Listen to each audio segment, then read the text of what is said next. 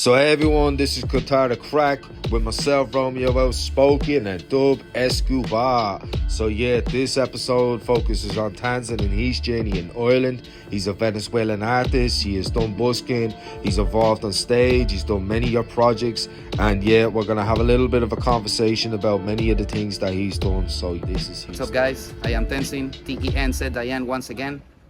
I am an artist from Venezuela based in Dublin. I like to, the music I like to do or create, it's mostly hip hop. I'm focused on lyric writing and composing. Hey yo, what's happening? So as we were saying, we have the new channel with myself and Dub Escobar, and we're having a new guest in Cultura Crack, Tenzin, about his journey, how he thinks about music and his inspirations and many things. So to start off, what is life been like in Ireland with music?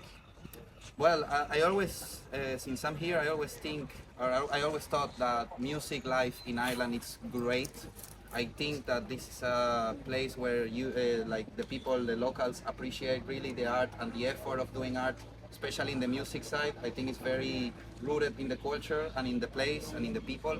So music-wise, I think it's been great. It gave me the chance to learn, to grow, to perform, to show, and to do basically all my career so far. Have you established any projects? Have you thought about any albums? What's kind of the future objectives? Because I know you've done a lot of things, and if you could explain just maybe a little of what you've done. Of course. Well, first, you want me to start off what I've done or what I'm gonna do? Maybe what you've done before, Okay, just to give a context, you know? Yeah. Let's start from the start, right? Well, basically, I've been in a couple of groups, organizations, performing for them. Also, I'm part of what used to be the Irish Latin Exchange, and still is, because here we are, alive. Of course, But yeah, it's I would say that's one of the main things that brought me around the city and made me grow a lot, put me on the spot and under pressure for me to, develop as an artist. Thank you for that, bro, because that's his idea. Also, well, I've been performing in mini festivals in the pops like Cantito or the Smithfield Creatives. At this point, I think I created a relationship with those guys, and we have mutual respect. I've been I did 2 years of busking in Grafton Street. That one too. Also, I've been in a couple of projects. I've been in a couple of collaborations, like Nunca es tarde with Freya, that reggae song. Also, I'm working on a couple of projects that I'm not actually allowed to mention right now. But for near future, I'm about to release a song called Always With Me, or Siempre Conmigo in Spanish. It should be coming around July, June. Keep an eye on that. I'm also trying to get at least a couple of more songs by the end of the year. I'm already working on it, talking with the producers. So yeah, I think that's in a nutshell pretty much what I've done and what's coming next for Tenzin. Yeah, see, the thing is he has a wide range of experience, and what we're going to ask him as well is because he has busking experience, that we're going to ask him what his experiences are like with busking in Ireland, because is it I'm going to ask you after this what it's like in Venezuela compared to Ireland in terms of the music, but first we're going to ask you about your busking experience. So what is it like being busking in Ireland, because it's very different? Well, busking, yeah, it's a completely different experience. It's not the same as being in a stage, and it's not the same as being in a studio or even in a jamming with your friends or in a barbecue. Busking, I think the two things that I enjoy the most of the busking is that it's a good chance to improve, because if you commit a mistake, if you do a mistake or something, you can just stop, wait that the people that was listening go away, and then you have new audience fresh, and you start again, even if it's the same song, or you can even play the same song 3 times in a row, So that's a good thing of busking, that it really gives you this space of development and challenging yourself with real people listening to you. Another thing that I enjoy a lot from the busking is the people itself. I am a person that really enjoy connecting with people, And I had a couple of situations. I'll tell you one of it, like one of them right now that I actually never forget. That once I was singing a song, probably I was the most focused that I ever been in my life singing something, and it went out really good. And this old lady, maybe around 80 years old, she barely could walk, comes to me and asks me my name, like give me a compliment for the performance and stuff. And then she started telling me her life story.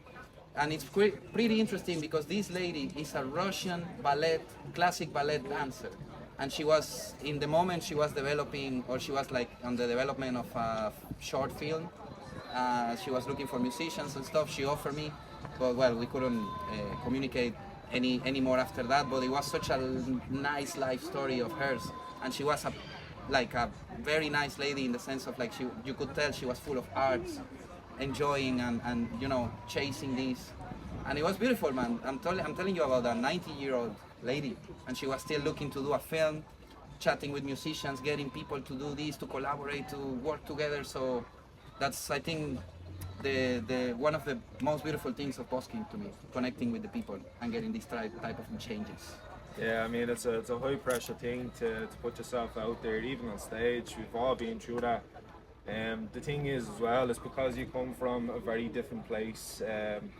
What is like the challenges or benefits being from Venezuela, and obviously what is the Venezuelan community like in terms of music in Venezuela and Ireland? Right. Well, in Venezuela, I have to first of all say I have long time that I don't go back to my country, and I didn't. And my music experience, it's really 100% here. You know, like I don't have, like I started playing guitar, had a band in Venezuela, of course, performed a couple of times, but my full experience, it really comes from Ireland. Now, with that said, what I remember from the time being there is that it was a little bit difficult. Like it was very challenging for artists, especially if you do like underground type of music, like urban music or, you know, hip hop, metal, you know, these type of genres that are like more from their own cult, you know, their own people, their own niche. So, and I always like this type of music. Like I never, like I like all kind of music, but to perform, I'm always being around these areas. So it's really, I would say that it's difficult. It's not easy. It changed a lot in the last time because now the Venezuelan talent is is growing a lot, and it's abundant. Like there's a lot of people doing so many different things in all kind of aspects of the artistic spectrum. That, you know, I believe right now that it's way better than before. But before, what's really hard for new and young artists to really like show themselves, get opportunities to perform, or, you know, get a space where they can be listened by someone or by some people that they might actually enjoy the work. But to see from far away how that is changing and growing and improving, and to see so many new young artists, or even not young, but, you know, any kind of artist being growing in Venezuela, it's really nice to see, you know. So that's what I can say on that. No problem.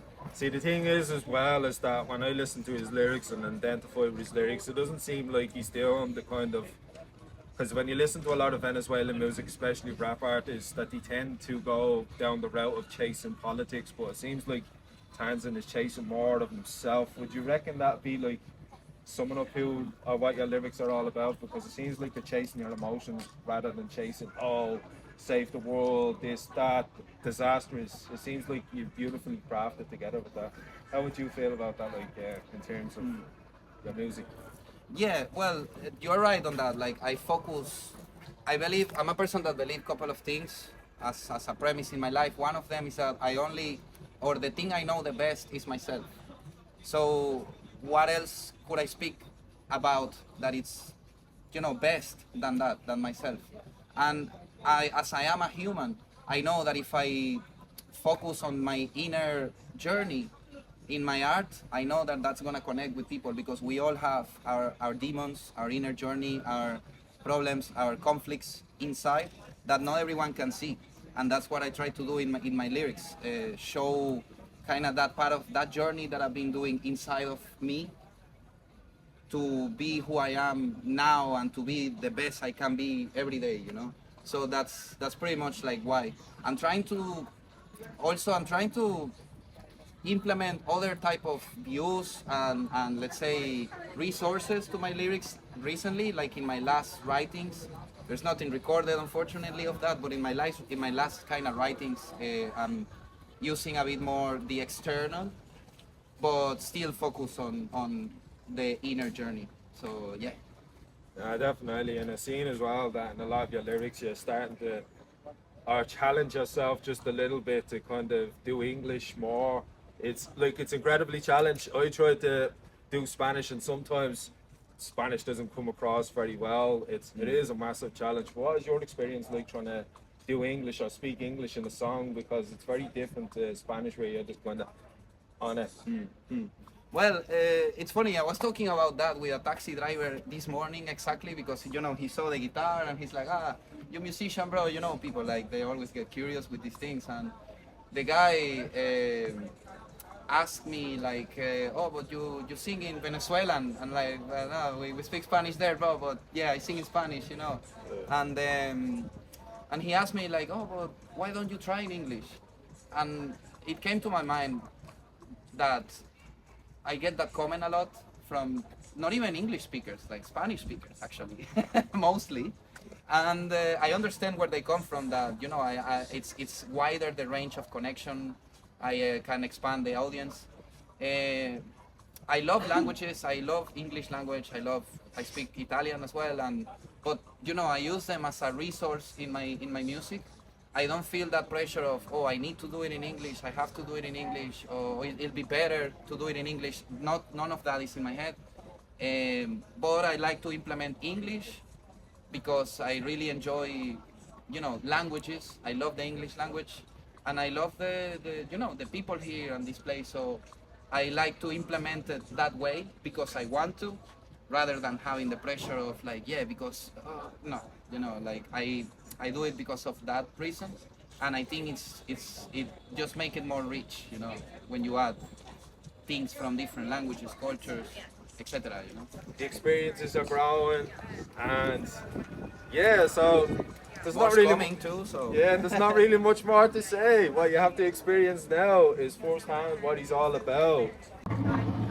Hola, viniste a buscarme, te estaba esperando, aguanta un momento, me estoy alarmando, me llama en el viento, aún no vayas a besarme, que nadie se alarme, te estaba llamando, ahora me arrepiento, estaba dudando si estaba contento, pero mejor que me calme, puedo ver su silueta en el humo, no suele contestar, no suele avisar, en su laborar ella se va a acercar por cada cigarro que fumo. So yeah, guys, that's Tenzin. Check him out. He's doing many projects, many different ideas. And do you have a final word? Follow your dreams, keep working hard.